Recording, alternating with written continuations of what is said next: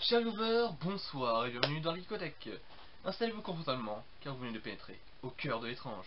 Générique.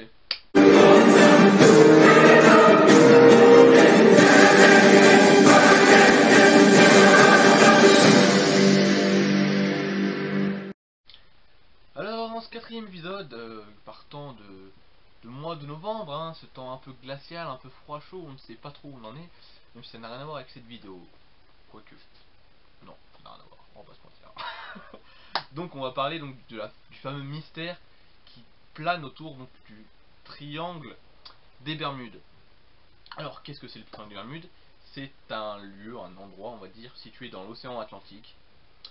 Et en fait la triangulation se fait entre Miami, Porto Rico et donc l'archipel des Bermudes, quoi, tout simplement. Voilà pourquoi le triangle des Bermudes. Alors je pense que tout le monde sait ce qui s'y passe, tout simplement. Sont tout simplement tout véhicule marin et aérien passant donc dans le champ d'action du triangle disparaît sans laisser de traces et sans aucune explication rationnelle jusqu'à ce jour, puisque même les scientifiques n'ont pas été capables de donner une explication. Il y a eu pas mal de théories comme quoi il y avait des P, enfin les fameux P marins, mais bon, voilà, c'était des théories un peu farfelues jusque là. Mais heureusement aujourd'hui nous avons enfin une réponse et je vais vous la donner maintenant. Mais avant ça on va se replonger un peu dans l'histoire de ce triangle, tout simplement. Non, pardon.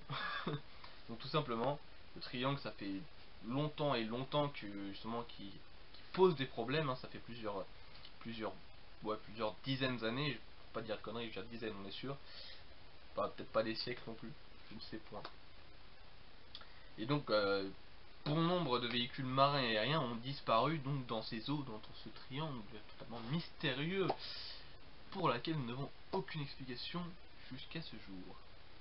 Car en effet, grâce aux prouesses technologiques que nous avons maintenant, donc à notre époque, parce que oui, la technologie est très avancée, et grâce donc à des sonars, à des radars qui sondent les fonds des mers, une équipe a été justement, voilà, ils étaient là-bas, ils ont dit bon les gars, on va voir ce qui s'y passe, il y a une couille dans le pâté quoi. Donc avec les progrès de l'hydrographie, ils ont pu sonder et s'apercevoir que tout simplement, eh bien, il y avait des montagnes enfin il y avait une montagne, enfin le triangle. Je m'embrouille, les gars, là on n'est pas prêt, Là on s'embrouille, c'est des informations, ça parle en tous les sens. Le mec il est là, il fait une vidéo, il sait plus ce qu'il dit. Franchement, c'est dégueulasse, monsieur, c'est une honte. Je veux dire, on paye la vidéo, heureusement que non, parce que là, franchement, j'aurais été honté de payer une vidéo si peu qualitative, monsieur, voyons. Pardon. Petit touche d'humour. Donc je disais donc, ils se sont aperçus grâce au sonar, au radar, donc à l'hydrographie, qu'en fait ce triangle se situe justement au sommet d'une montagne sous-marine qui est, attendez, à 4000 mètres de haut, et donc qui serait due à une explosion volcanique sous-marine. Parce que bien entendu, il y a plus de volcans sous-marins que de volcans terrestres. Même si ça n'a pas les mêmes impacts. Mais là, comme on peut le voir, ça a carrément créé une montagne de 4000 mètres de haut. Et c'est là que tu te dis, ah oui, quand même. En effet, ça fait haut, quoi. Si je me trompe pas, ça doit faire la taille du Mont Blanc. Donc tu mets le Mont Blanc, tu le fous dans l'eau, et t'as la montagne du triangle des Bermudes, quoi. Donc voilà. Et donc, comme dit dans mon texte, dans mes notes tout simplement, donc la montagne a révélé qu'en fait, enfin, la cartographie sous-marine justement a révélé que cette montagne était un piège mortel. Mais vraiment, c'est pas des conneries. Même les scientifiques ont dit, ah ouais, ah bah oui, bah tu m'étonnes, les gens ils meurent, ah bah oui, c'est obligé. Même les mecs ils étaient là, ils ont dit, ah bah ouais, ah bah oui forcément. On comprend mieux, on comprend mieux ce qui se passe en fin de compte, parce que tout simplement, le dit triangle, ce triangle, le fiche mortel, le dit triangle, voilà, vous avez compris ce que je veux dire à un moment, arrêtez de jacquiser. Voilà. Donc en fait, ils se sont aperçus qu'en fait, le triangle en fait, était entouré d'un récif, mais toujours très acéré. Donc en fait, qu'est-ce que ça veut dire acéré? C'est tout simplement que vous voyez des griffes d'un chat, des griffes c'est acéré, quoi. C'est-à-dire que c'est pointu, ça te déglingue la gueule, ça te déchique la gueule, quoi. Le chat quand il te griffe, il te caresse pas, quoi, il t'arrache la tonche, quoi. Et bah là c'est pareil, mais sous l'eau et via un récif en fait. Et du coup voilà, donc, les scientifiques ont dit que ce récif quand même pouvait atteindre 12 mètres de haut. ouais, hein, c'est pas négligeable, on va dire, hein, pour un récif quand même acéré. Du coup, on dirait que j'ai du mascara, c'est un truc de dingue. Donc ouais, donc voilà, donc forcément les mecs qui se sont dit, si le truc fait 12 mètres de haut, c'est un piège mortel, là, tu m'étonnes que bon, il y a un problème quoi en fait. Et donc voilà, donc grâce à ça, on a pu s'apercevoir qu'en fait, les spécialistes ont dit qu'en fait, enfin les spécialistes de biologie marine, hein, voilà, biologie, voilà, les mecs qui sont là quoi, ils font des petits relevés, ils sont de tout, ils voient un peu ce qui se passe, et là ils voient, ils font, ah oui, bah en fait c'est que le truc, c'est que c'est, en fait ce qui compose du coup ce récif, c'est plus tranchant que de la roche, tu vois. Donc tu vois de la roche, c'est quand elle est bien, tu vois par exemple, je sais pas, qu'est-ce que je pourrais donner comme exemple, vous voyez une pierre qui est taillée en fait, elle te déglingue la gueule, mais là c'est pire, c'est encore plus tranchant. Donc c'est ni plus ni moins, ça te perce la coque d'un navire et ça te fait couler en quelques secondes, il n'y a plus rien. Donc là on a l'explication de pourquoi les navires coulent.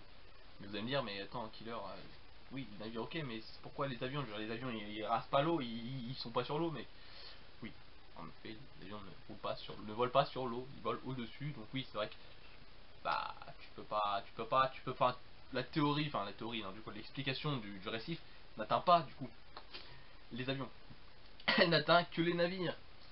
Mais parce que oui, il n'y a pas que ça du coup, vu que les avions sont aussi victimes, c'est qu'en plus d'être un piège acéré avec une montagne et un récif qui déglingue la gueule au bateau, c'est qu'en plus de ça, il y a un microclimat, enfin un microclimat.